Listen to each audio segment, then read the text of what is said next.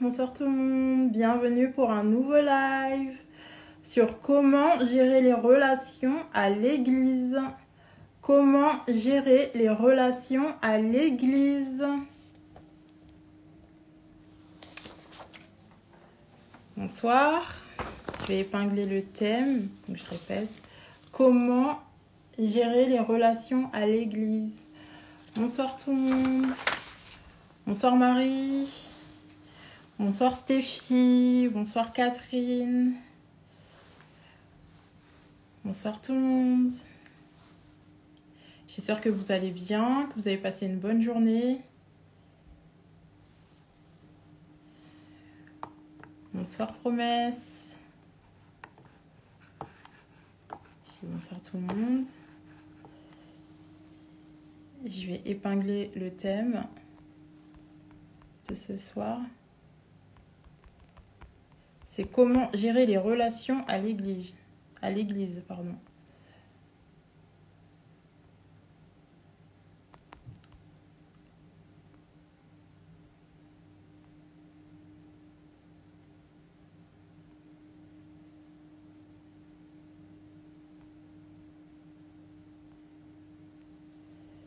Épinglé, c'est bon. Le thème est épinglé. Bonsoir tout le monde. Bonsoir Sandra. Bonsoir Marion. Bonsoir. J'espère que vous avez passé une bonne journée, que tout le monde va bien, que vous êtes prêts pour ce nouveau live. Alors, on va recommander juste le live de ce soir entre les mains de Dieu. Mon Père de grâce, merci pour ton amour, pour ta fidélité. Merci parce que tu es l'alpha et l'oméga de toutes choses, Seigneur. Et nous croyons que tu es l'alpha et l'oméga de ce temps, que tu prends le contrôle, Seigneur. Tu prends le contrôle des paroles de ma bouche. Tu prends le contrôle de mes pensées, Seigneur, de la parole qui va être relâchée, Seigneur. C'est toi qui es au contrôle de toutes choses, Seigneur. Je te recommande, Seigneur, chacune des personnes qui est connectée et qui va se reconnecter en replay pour regarder ce live. Seigneur, que ta grâce, Seigneur, et ta gloire puissent être manifestées et relâchées sur chacune de nos vies. Accorde-nous la grâce, Seigneur, de développer et manifester, Seigneur, des relations saines au sein de l'Église, au nom de Jésus. Amen. Amen. Amen. Amen. Amen. Amen. Donc la parole, elle nous instruit sur les relations à l'Église en mettant en avant l'amour, l'unité et le service mutuel et ainsi que la responsabilité à l'Église. Donc on va voir plusieurs points pour comprendre comment gérer les relations à l'Église. Donc tout d'abord, il faut faire preuve d'amour fraternel. L'amour est le fondement de la relation entre les membres de l'Église. C'est notre fondement parce que nous sommes fondés sur l'amour pour Dieu, l'amour pour Christ. Dieu nous dit aussi dans sa parole qu'il nous donne un commandement nouveau. Aimez-vous les uns les autres comme je vous ai aimé. Vous devez vous aimer les uns les autres. À ceux-ci, tous reconnaîtront que vous êtes mes disciples si vous avez de l'amour les uns pour les autres.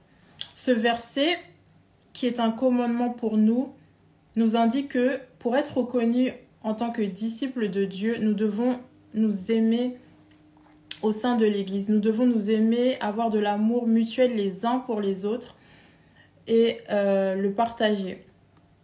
Autrement dit, vraiment, l'amour, c'est le lien qui nous unit entre membres de l'Église. Christ est le lien qui nous unit, Dieu est le lien qui nous unit, la parole est le lien qui nous unit, cet amour pour Dieu est le lien qui nous unit. Il est notre fondement. L'amour aussi, on va le répéter encore aujourd'hui, l'amour est patient, l'amour il rend service, l'amour il n'est pas jaloux, il ne se vante pas, il ne se gonfle pas d'orgueil, l'amour il ne fait rien de honteux, il ne cherche pas son intérêt, il ne se met pas en colère, il ne se souvient pas du mal, il excuse tout, il pardonne tout, il supporte tout, il se réjouit de la vérité. C'est ce que dit la parole de Dieu et c'est comme ça que les membres de l'Église sont appelés à manifester de l'amour et à gérer leurs relations au sein de l'Église. Deuxièmement, les membres de l'Église ont le même esprit. Nous croyons au même Dieu, nous croyons à la parole de la vérité et nous avons reçu le même esprit, l'Esprit Saint. La parole, elle nous enseigne d'être unis dans la foi et dans l'esprit.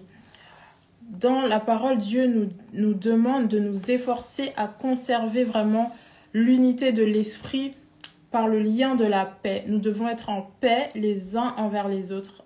En tant que membres de l'Église, nous devons être en paix les uns envers les autres, manifester la paix, l'amour, parce que nous avons le même esprit, nous avons un seul corps qui est Christ. Christ est le temple, nous sommes le temple du Saint-Esprit, donc nous devons vraiment manifester du bon fruit, manifester de la paix. Parce que nous avons été appelés à l'espérance, et cette espérance, c'est notre vocation vraiment pour la parole, pour Christ, pour Dieu. Nous devons chercher à être unis par l'Esprit Saint. C'est lui qui nous unit en faisant la paix entre nous, parce qu'il y a un seul Seigneur, il y a une seule foi et un seul baptême. Et c'est celui qu'on a reçu, le baptême du Saint-Esprit, le baptême de l'Esprit. Dieu est notre Père, il est au-dessus de tout, il agit en nous et il habite en nous tous qui sommes ses membres. Nous devons rester unis en nous soutenant, en priant les uns pour les autres, en partageant des temps ensemble, en ayant de la proximité, en s'encourageant, en s'édifiant, en s'étirant, en s'aiguisant. C'est vraiment ce qui nous est recommandé de faire, de vivre vraiment par l'esprit et d'être unis par cet esprit. Une autre manière aussi de gérer ses relations à l'Église, c'est de se servir les uns les autres. Oui, la parole nous enseigne à se rendre des services les uns aux autres au sein de l'Église. En Galates 5,13, il est dit « Car vous avez été appelés à la liberté. Seulement, ne faites pas de cette liberté un prétexte pour vivre selon la chair, mais rendez par l'amour. Vous, serviteurs les uns des autres. » Oui, c'est la parole qui nous l'enseigne. Amen. Nous devons prendre plaisir à nous rendre service les uns les autres en tant que frères en Christ, avec amour et avec amour, ça veut également dire sans chercher son intérêt, comme on l'a vu dans 1 Corinthiens 13. L'amour ne cherche pas son intérêt. Donc quand on rend service à son frère avec sa sœur, ce n'est pas en cherchant un intérêt derrière, mais c'est vraiment de manière intentionnelle et de toute sa volonté.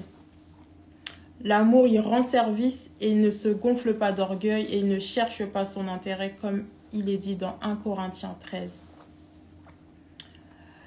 Une autre manière de se soutenir, de gérer ses relations au sein de l'Église, c'est de se soutenir et de s'encourager.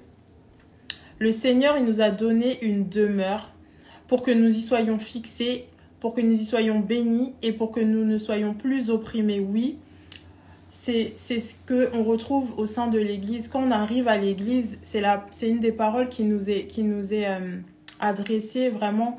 Parce que quand on arrive à l'Église, quelquefois, on est attristé, on a des challenges, on a des défis. Et vraiment, l'Église, il faut savoir, c'est que là où 2 ou 3 sont assemblés au nom de Dieu, c'est déjà l'Église. Donc l'Église, c'est une famille, c'est un même corps, c'est un même esprit.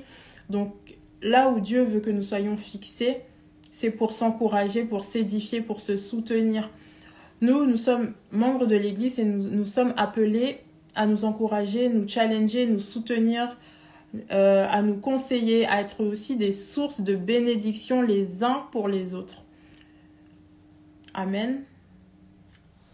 La parole nous dit également en Hébreux 10, 24 à 25, « Veillons les uns sur les autres pour nous inciter à l'amour et aux bonnes œuvres. N'abandonnons pas notre assemblée, comme c'est la coutume de quelques-uns, mais exhortons-nous réciproquement, et cela d'autant plus que vous voyez s'approcher le jour. » Donc, Jésus revient bientôt, Dieu revient bientôt. C'est la parole qui nous le dit. Donc nous devons vraiment développer de bonnes œuvres, nous encourager et nous soutenir au sein de l'Église. Cela peut se faire en partageant des moments avec des personnes qui ont les mêmes intérêts que nous, les mêmes centres d'intérêt que nous. On peut échanger. Des personnes qui, en pratiquant la communion fraternelle, donc par exemple après le culte, on peut rester entre membres de l'Église, échanger sur notre semaine, comment notre semaine s'est déroulée, comment ça s'est passé, si on a des challenges, des défis ou même des bonnes nouvelles. En fait, c'est vraiment se soutenir de manière intentionnelle, avec amour, avec respect, avec joie et avec vraiment cette volonté de développer des liens de proximité parce que nous sommes comme une famille spirituelle. Il faut aussi, pour gérer ses amitiés, savoir se corriger les uns les autres. Oui, parce que nous pouvons avoir des faiblesses. La parole nous encourage à nous reprendre avec amour. En Matthieu 18:15, il est dit, si ton frère a péché, va et reprends-le seul entre toi et lui. S'il t'écoute, tu as gagné ton frère. Il faut savoir se soutenir entre frères et sœurs, alors même que nous sommes dans l'erreur, oui. Par exemple, des fois, nous pouvons être dans le péché, mais l'important aussi, c'est que entre frères et sœurs, nous sommes là pour nous encourager, nous relever, nous corriger et nous rappeler la parole de vérité. La parole qui redresse, la parole qui corrige, la parole qui fait du bien, la parole vraiment qui porte du fruit. Sans oublier que nous sommes esprit, âme et corps. Donc, oui, notre âme est amenée à pécher. Dans la chair, nous péchons, mais notre esprit est bien disposé. Et ça, c'est la parole qui nous le dit. Il nous dit, oui, la chair est faible. Donc, les désirs de la chair nous entraînent dans la faiblesse. Donc, ça peut être l'impudicité, les addictions, le mensonge, la médisance, la calomnie, l'orgueil, la méchanceté, enfin, tout ce qui n'est pas de Dieu est de la chair, mais notre esprit est bien disposé parce que nous avons la parole, nous avons la vérité et la parole, elle libère. Donc, il faut savoir se soutenir et se corriger vraiment entre frères et sœurs en Christ parce que 7 fois, le juste peut tomber, mais 7 fois, le juste aussi, il peut se relever et c'est pour cela que entre frères et sœurs, nous devons savoir nous corriger, savoir avoir une bonne parole d'amour, vraiment, et pour pouvoir relever son frère. Nous devons veiller les uns sur les autres. Et pour pouvoir veiller les uns sur les autres, il faut savoir aussi s'intéresser aux autres. Parce que très souvent, on vient à l'église, on fait le culte, on sert, et on peut rentrer chez soi, mais cela aussi passe par la communion fraternelle ou même dans la semaine, contacter son frère, sa sœur, prendre des nouvelles pour savoir peut-être s'il a des défis et l'aider et vraiment l'aider à se corriger et à marcher vraiment dans la vérité. C'est pour cela qu'il faut vraiment de manière intentionnelle développer ce lien de proximité avec son frère, avec sa sœur. Et pas juste dire frère, sœur, oui, frère, sœur, mais vraiment réellement, profondément aspirer vraiment à ce lien d'amour qui nous lie, comme Dieu nous aime en fait. Dieu, il est avec nous, il est omniprésent, omnipotent, mais nous aussi, nous devons vraiment développer la vie de Christ en fait. Nous devons être à son image, donc développer de la proximité entre frères et sœurs pour pouvoir se corriger également par la parole et avec amour. Il y a une autre manière aussi de gérer ses relations au sein de l'Église. Cela passe aussi par le respect des autorités spirituelles. La parole, elle nous dit en Hébreux 13:17, « Obéissez à vos conducteurs et ayez de la déférence », donc ça veut dire de la considération et de manière très respectueuse, « car ils veillent sur vos âmes, comme devant en rendre compte. Qu'il le fasse avec joie et non en gémissant, car cela vous serait d'aucun avantage. Donc, pour gérer aussi nos relations à l'Église, nous devons avoir du respect pour nos autorités, respecter vraiment les exigences qu'ils attendent de nous. Nous pouvons vraiment le faire en priant pour eux, que ce soit nos bergers, nos pasteurs, nos leaders, leaders de groupes, de centres d'intérêt ou de ministères, vraiment. Nous sommes appelés vraiment à respecter nos autorités par amour pour eux, par amour pour Dieu. Et cela aussi peut se faire en priant pour eux, en priant pour leur ministère, en priant pour tous leurs charges ou aussi en les déchargeant également, en les servant. Parce que il faut savoir être aussi serviteur de son serviteur parce que il paye le prix pour nous. Donc nous pouvons aussi manifester et développer nos relations à l'Église avec nos autorités en communion et en cherchant vraiment à les respecter et à développer de l'entraide pour nos leaders.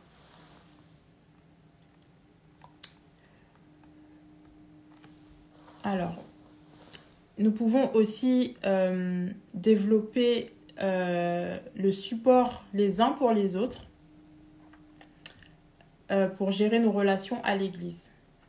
Se supporter les uns les autres, c'est ce que la parole nous enseigne quand, dans 1 Corinthiens 13, quand il est aussi dit que l'amour excuse tout, il croit tout, il espère tout et il supporte tout. Oui, nous pouvons nous rappeler qu'à l'Église, il y a des personnes qui viennent parce qu'elles sont blessées, comme on l'a dit au début, parce que elles viennent avec un fardeau, un challenge, un défi, et que l'Église, c'est comme un hôpital. Donc, une personne blessée peut être amenée à blesser, mais il faut savoir se pardonner parce que Dieu nous le demande vraiment de nous pardonner les uns les autres comme lui-même il nous pardonne. Parce que si nous ne pardonnons pas, si nous ne savons pas nous supporter et nous aimer, Dieu ne pourra pas nous pardonner en retour. Donc vraiment, il faut appliquer cela de manière intentionnelle. Recommander aussi son frère, sa sœur, peut-être qui nous a blessés au Seigneur, mettre cela à la lumière et aussi également, comme on l'a dit plus haut, le corriger et échanger avec lui pour le faire grandir, pour l'édifier, pour l'étirer. On peut aussi partager Enfin, il y a une citation qui dit qu'à l'Église, oui, les êtres humains sont blessés. Et aussi, il ne faut pas s'interdire, parce qu'on est membre de l'Église, de revenir à l'Église parce qu'on a été blessé, parce que nous sommes des êtres humains. Comme je l'ai dit plus haut, nous sommes esprit, âme et corps. Donc, par notre âme, par les blessures que nous avons eues, nous pouvons être amenés à faire le mal. Mais vraiment, cherchons à demander pardon et vraiment à nous supporter les uns les autres, vraiment. N'hésitez pas à poser des questions si vous en avez sur les différents points qu'on vient déjà d'aborder pour gérer les relations à l'Église. Donc on a dit qu'il fallait faire preuve d'amour fraternel. Donc vraiment chercher à développer un lien d'amour, un lien selon 1 Corinthiens 13, vraiment un amour intentionnel, un amour qui rend service, un amour qui n'est pas jaloux, qui ne cherche pas son intérêt, qui ne se gonfle pas d'orgueil, un amour qui n'est pas honteux, qui supporte tout, qui pardonne tout et qui espère tout. On a dit également que nous avons le même esprit et que nous devons être unis les uns aux autres. On a dit également qu'il faut savoir se servir les uns les autres pour gérer ses relations à l'Église. On a dit également que pour gérer ses relations à l'Église, il faut savoir se soutenir et s'encourager en développant de la proximité. Cela, ça peut passer par du coup la communion fraternelle, le service ensemble, ou vraiment de manière intentionnelle prendre des nouvelles de son frère, de sa sœur et développer une relation. Amen. Il faut aussi savoir se corriger les uns les autres, c'est un autre point.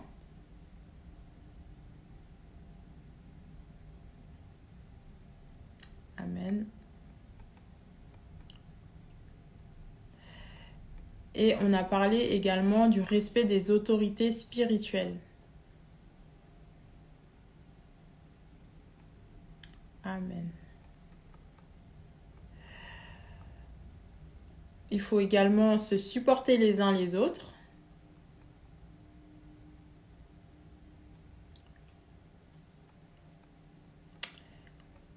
Et il y a également le point de la prière commune. Donc, les membres de l'Église, pour développer, pour gérer leurs relations, ils doivent aussi apprendre à prier ensemble. La prière collective, elle est importante à l'Église. Dans Actes 2, 42, il est dit « Ils persévéraient dans l'enseignement des apôtres, dans la communion fraternelle, dans la fraction du pain et dans les prières. » Oui, et dans les prières. Nous sommes encouragés à prier ensemble régulièrement pour renforcer notre communion et notre relation avec Dieu. Oui, parce que là où 2 ou 3 sont assemblés, comme je l'ai dit tout à l'heure, Dieu est au milieu de nous et c'est déjà l'Église. Et l'Esprit de Dieu est là et il est présent. Et il y a une forte onction dans la prière vraiment collective. Il y a une forte onction dans la prière collective. La parole nous dit même, je vous le dis, c'est la vérité. Ce que vous refusez sur la terre, on le refusera dans le ciel. Tout ce que vous accueillez sur la terre, on l'accueillera dans le ciel. Je vous le dis encore, si 2 d'entre vous sur la terre se mettent d'accord pour prier au sujet d'une affaire, mon Père qui est dans les cieux fera pour eux ce qu'ils demandent. Donc là, la parole nous enseigne vraiment que quand nous prions déjà à 2 ou 3 ou 4, Dieu fera en sorte que notre prière soit exaucée. Donc il y a un esprit puissant dans la prière collective. Donc c'est ce que les membres de l'Église sont aussi amenés à faire vraiment, à prier de manière collective pour gérer leurs relations à l'Église.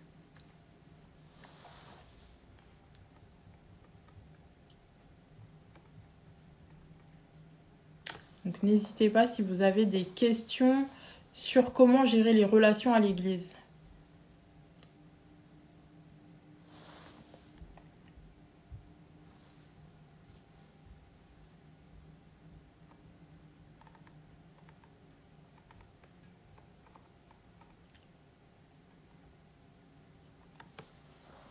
N'hésitez pas si vous avez des questions sur comment gérer les relations à l'Église.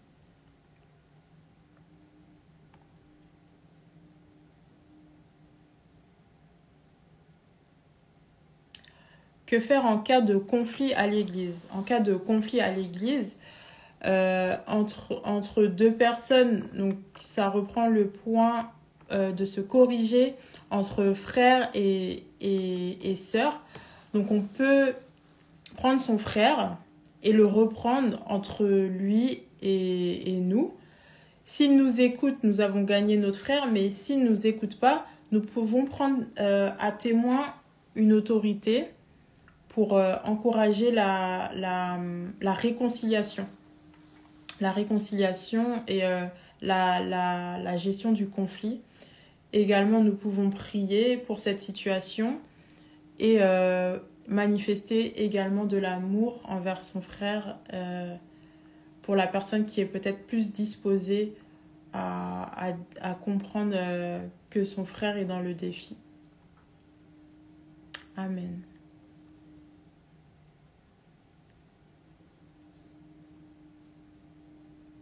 Amen.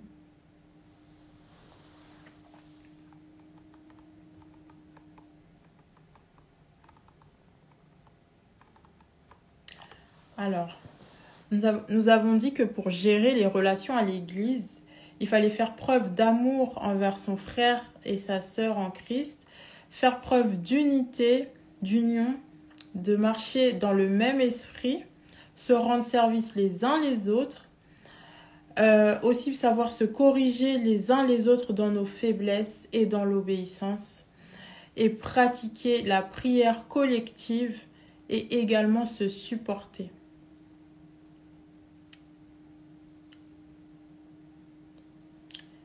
De rien, couple de grâce.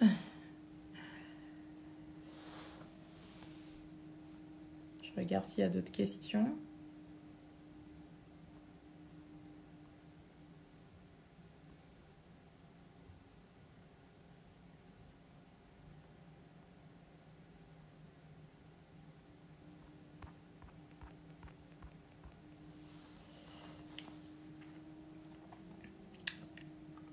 Il y a d'autres questions.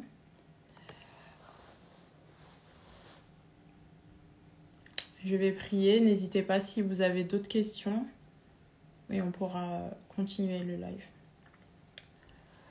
Donc, Père de grâce, merci pour ce temps. Merci pour les paroles échangées, Seigneur. Merci pour les paroles relâchées. Merci, Seigneur, pour ton enseignement. Merci pour ton soutien. Merci, Seigneur, parce que c'est toi qui étais au contrôle, assurément, Seigneur. Que ce live, Seigneur, s'est passé conformément à ta volonté, Seigneur. Seigneur, permets que ces paroles, Seigneur, puissent être ancrées dans nos cœurs. Que chaque personne qui a écouté, Seigneur, ce live ou qui réécoutera, Seigneur, ce live en replay, Seigneur, puisse être édifiée. Merci, Seigneur, parce que c'est toi qui bénis, Seigneur, et merci parce que nos relations sont bénies à l'Église. Seigneur, je veux également prier pour les personnes qui ont été blessées à l'Église. Permets qu'elles puissent revenir à toi et avoir des relations saines au nom de Jésus, Seigneur. Seigneur, je veux aussi prier pour une personne qui est connectée, Seigneur, qui regarde ce live, Seigneur, qui a écouté ta parole, Seigneur, et qui veut te connaître et qui veut se rapprocher de toi. Si c'est ton cas, n'hésite pas à répéter cette prière avec moi. Seigneur Jésus, je te rends grâce d'avoir entendu ta parole. Je te demande pardon pour toutes les fois où j'ai fermé mon cœur. Mais aujourd'hui, je te demande d'être mon Seigneur et mon Sauveur. Viens réécrire l'histoire de ma vie, Seigneur. Viens me guider. Fais de moi aujourd'hui un enfant de Dieu et pardonne-moi, Seigneur, pour mes erreurs passées. Et fais de moi aujourd'hui, Seigneur, la personne que tu veux que je sois dans le nom de Jésus. Amen. Amen. Amen.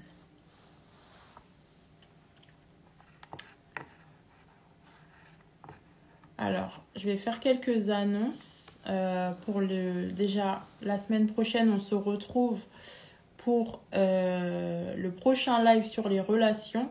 Ce sera comment gérer les relations publiques, donc les relations entre collègues, par exemple.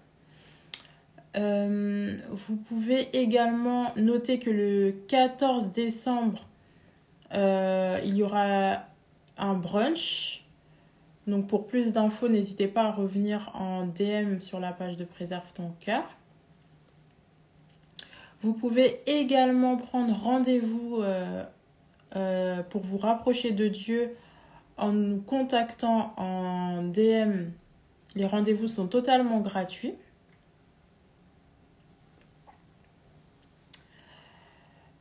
Et n'hésitez pas aussi à commander du coup les livres sur la dépendance affective de Disha et également sur le mariage. Attendez, je reviens, je vais chercher les livres.